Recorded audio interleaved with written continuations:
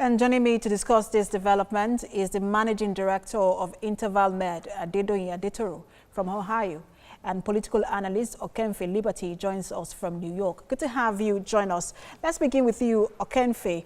President Trump has often been criticized for flouting COVID-19 protocols, and he has also been criticized for the way he handled the outbreak in America. So what are how Americans reacting to this news? Thank you, Precious. Good to have you. This is a sad realization that the coronavirus does not discriminate, regardless of how you want to downplay it. I think Americans are in disbelief. So some folks still probably does not believe it yet that this actually is happening to the president.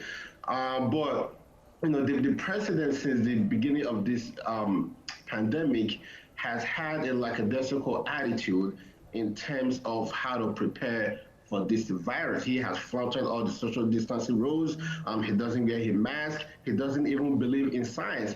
And so I think Americans are thinking, look, they probably do not necessarily derive pleasure in the fact that the president has this virus, but at the same time, you know, his actions has resulted in so many unnecessary deaths, and people are just wondering what is going to happen now. Right, so let's go to Dr. Adetoru. President Trump is 74 and just over the threshold for weight. Now, that puts him at the high-risk category. What are the concerns here? Could we see a severe form of this virus in President Trump? Thank you, Precious, for having me on. So, yeah, the data has shown that people who are 70 years and above tend to have more severe symptoms and increased mortality. Obviously, apart from him being above 70, he's 74 years old. He also is borderline obese. And so because of that, he's at increased risk. Other diagnoses that usually patients are at risk include patients with lung disease, things like chronic bronchitis, COPD, patients that are immunocompromised. So it does fit into that category. As you know, it's still very early on. He's just been tested positive yesterday when he mentioned on Twitter. There's the course of treatment, the course of symptoms will vary even in patients in this age. There are a lot of patients in this age who have recovered without issues, and some have declined significantly. So we got to see in the next couple of days. The media is already breaking that he had some mild symptoms. We don't know exactly what symptoms he's had. We will be looking at the White House physician to kind of give us more information as to the progress. And so we'll see. It's still really up in the air at this point. Right. So, Dr. Adetoru, what can they do at this moment? Is it that they'll just wait for the whole symptoms to play out, or there is something that can be done to mitigate against the severity or the severe form of this virus? Very great question. Obviously, you want to look at the symptoms first. You want to see if he's having symptoms such as, muscle aches, if he's having shortness of breath, if he's having low-grade fever. There's no, as you know, the CDC, the NIH, there are no indication for medical treatment at this point. Right. Mm-hmm. Obviously, the president has not been essentially, as we've been reporting, following the guidelines of the professionals. So he might decide to use one of the medications that are out there for emergency use authorization. But essentially, none of the professionals like me or any of the medical professionals will recommend any form of medical treatment at this time. Right. So, Okenfe, President Trump has always downplayed the severity of this virus, especially at rallies with his base. Do you think that this could impact on that messaging, especially with his base? Well, regardless of what happens, his base will always believe Trump. They will always, as you say, ride with him. But I think the most important question is, how many people has the president potentially infected? So even we know for a fact that Hope Hicks was already having symptoms a couple of days ago. The White House knew, and yet the president went around gallivanting all over the country. He had he was in New Jersey for an event. He was in Florida for an event, holding rallies. And so the question is, how many people that were close to the president have been potentially infected with this? But again, to Trump's supporters, I think now they'll have a clear evidence that this virus is real, because to a larger extent, I don't think they actually believe that the virus was real. But now that their hero has contracted COVID-19, so it seems that they are going to believe that this is real. And now the question still remains: are they going to take it seriously? We don't know.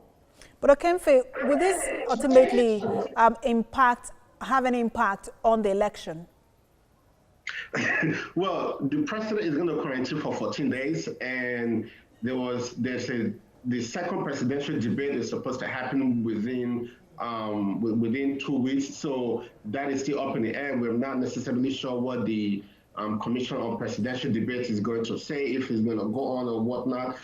Joe Biden, as you know, was within 6 feet of the president during the debate, which potentially also puts him in. And Joe Biden, as we know, is 77 years old. And so he was in contact with the president for more than 90 minutes or longer. And according to the CDC guidelines, you need to be in contact with someone within 10 to 15 minutes to be potentially infected. So the president is going to have, the vice president is going to get tested. Everyone that were at the debate, they all have to get tested, including the moderators.